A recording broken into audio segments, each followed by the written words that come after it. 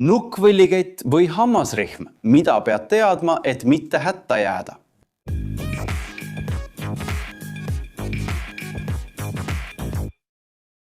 Tervist, inseneeria huvilised! Täna lahendame ühe suurima mõistatuse sinu auto kapoti all. Mis vahe on nukkvõlliketil ja hammasrihmal? Paljud on neist kuulnud, kuid vähesed mõistavad, kui olulist rolli need tegelikult mängivad. Ja mis veel tähtsam, kumb neist sobib sinu autole paremini? Kas oled kunagi mõelnud, mis paneb sinu auto mootori tööle?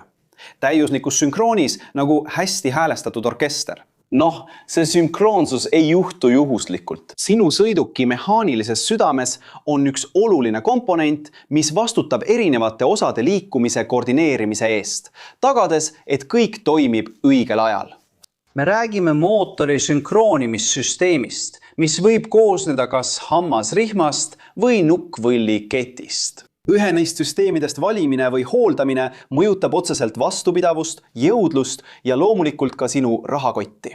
Aga mis on nende tegelik erinevus ja miks üks mootor kasutab üht ning teine teist? Et seda küsimust põhjalikult mõista, peame esmalt teadma, mis on nende komponentide peamine ülesanne. Nii hammasrihm kui ka ajamiket peavad täitma üht olulist ülesannet. Tagama, et väntvõll ja nukkvõllid pöörleksid täiuslikus kooskõlas. Väntvõll juhib kolvide liikumist ja klapiajam vastutab selle eest, et sisselaskeklapid ja väljalaskeklapid avanevad või sulguvad täpselt õigel hetkel. Kui see sünkroonsus kaob, võib tulemus olla kulukas ja mootorile katastroofiline, põhjustades tõsiseid sisemisi kahjustusi. See on nagu orkestri dirigent kaotaks rütmi ja muusikud hakkaksid igaüks omaette mängima. Tulemuseks on kaos. Nüüd sukeldume igaühe eripäradesse, alustades kuulsast hammasrihmast. Hammasrihm on painduv detail, mis on tavaliselt valmistatud suure vastupidavusega kummist ning tugevdatud klaaskiudude, nailoni või teiste sünteetiliste materjalidega, et taluda mootori suuri pingeid ja kõrgeid temperatuure.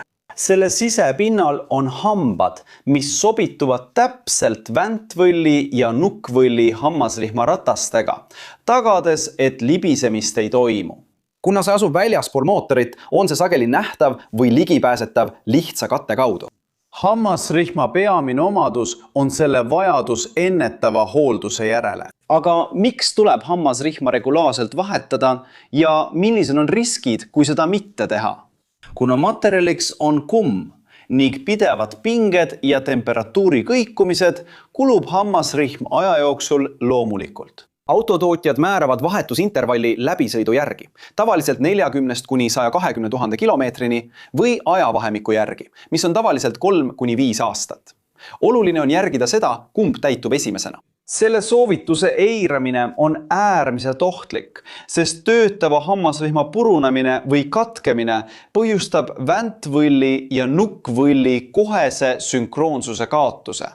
See tähendab, et kolvid võivad tugevalt kokku põrgata avatud klappidega, põhjustades klappide kõverdumist, kolvipea kahjustusi ja isegi silindripea kahjustusi.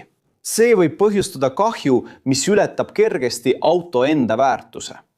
Vaatamata sellele kitsaskohale on hammasrihmal vahetuse korral ka omad eelised.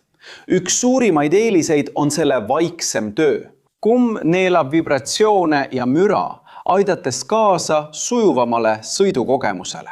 Lisaks on see kergem, mis võib avaldada marginaalset mõju mootori kogukaalule ja seega ka kütuse säästlikkusele. Algne tootmiskulu ja varuosa hind on madalamad, muutes selle kasutamisel mootorid odavamaks toota. Teisest küljest on meil vastupidav ajamiket. Ajamiket on, nagu nimi ütleb, metallist kett, mis sarnaneb väga jalgrattakettidele, kuid on valmistatud suure tugevusega terassulamitest. Nagu hammasrihmki ühendub ka ajamiket väntvõlli ja nukkvõlli metallist hammasratastega. Aga erinevalt rihmast töötab kett mootori sees õlivannis, mis aitab oluliselt kaasa kvaliteedile ja jõudlusele. Õige pingutuse hoidmiseks ja selleks, et kett ei koliseks ega vibreeriks, kasutatakse ketisüsteemis mootoriõliga töötavaid hydraulilisi pinguteid ning plast- või metalljuhikuid. Nukkvõlliketi suurin lubadus on selle vastupidavus, aga ma olen kuulnud, et nukkvõllikett kestab kogu mootori eluea. Kas see on tõsi või müüt? Tõsi on see, et teoorias küll, jah. Kett on projekteeritud olema palju vastupidavam. Sageli oodataksegi, et see kestab kogu mootori eluea.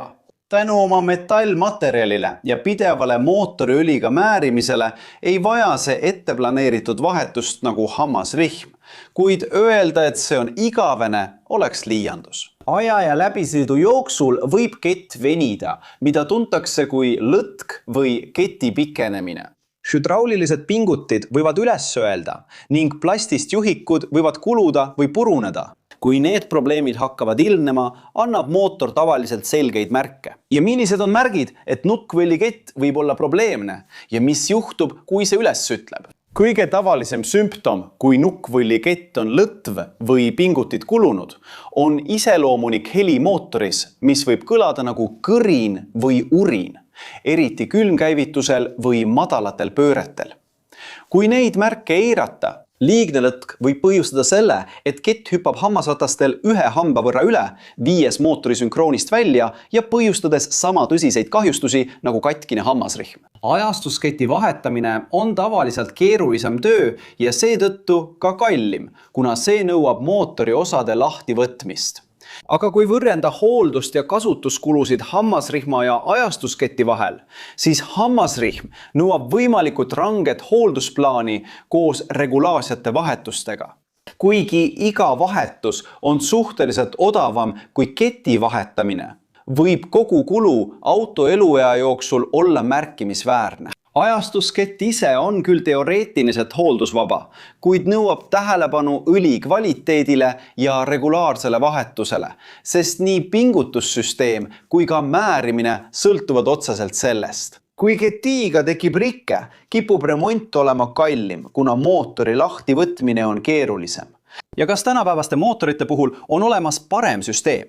Kas ajastuskett või hammasrihm? No, sellele küsimusele pole ühtset vastust, sest valik sõltub väga palju konstruktsioonist, mootorist ja tootja prioriteetidest. Viimastel aastatel on paljud tootjad eelistanud ajastusketti, eriti suurema töömahuga ja suurema jõudlusega mootorites.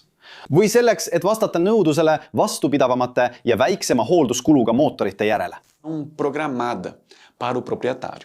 Materjalide ja kettadisaini areng on muutnud selle vaiksemaks ja usaldusväärsemaks. Siiski on ka hammasrihmad arenenud, kasutades vastupidavamaid materjale ja pikemaid vahetusintervalle. Need on endiselt suurepärane valik kompaktsetele mootoritele ja olukordades, kus tootmise kulutõhusus on oluline tegur. Aga ma olen kuulnud, et mõned autod kasutavad hammasrihmu, mis töötavad õlivannis. Kas see on tõsi? Jah, sellist tüüpi rihm on olemas ja kuigi kummi ja õli kokkuviimine võib tunduda kummaline ja neile, kes seda ei tea, nii ei tohiks mitte mingil juhul juhtuda. Selle süsteemi kasutamiseks on mõned põhjused, kuid ma arvan, et see on teema mõneks teiseks videoks. Kui sa oled siiani jõudnud ja sulle meeldis video, siis kasuta võimalust ja telli kanal, kui sa pole veel tellinud. Pane like ja aktiveeri teavituste kelluke. Ja kui leiad, et meie sisu on huvitav, siis kaalu liikmeks hakkamist, et aidata meil siin platvormil edasi toota ja saada meie videotes mainitud. Kui sa oled uudishimulik ja tahad teada, milliseid kursusi me soovitame, siis kasuta siin kõrval olevat QR-koodi või lingi videokirjelduses. Et saada ligipääs mitmetele võimalustele, arendada erinevaid oskusi, mis annavad sinu karjäärile eelise. Aga sina, millist tüüpi süsteem on sinu autos? Kas sul on olnud mõni hea või halb kogemus hammasrihma või nukkvõlliketiga?